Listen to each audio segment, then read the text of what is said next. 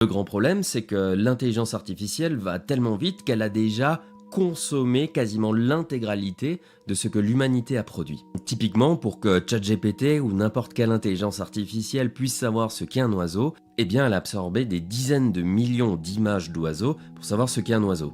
Et le grand problème, c'est que l'intelligence artificielle a donc consommé tout ce qui existait et il n'y a plus d'autres données à lui fournir. Alors certes, chaque jour, les êtres humains créent justement du contenu, prennent des choses en photo, les postent sur Internet. Néanmoins, on ne va plus assez vite pour l'intelligence artificielle et il faut alors trouver d'autres solutions pour pouvoir l'entraîner.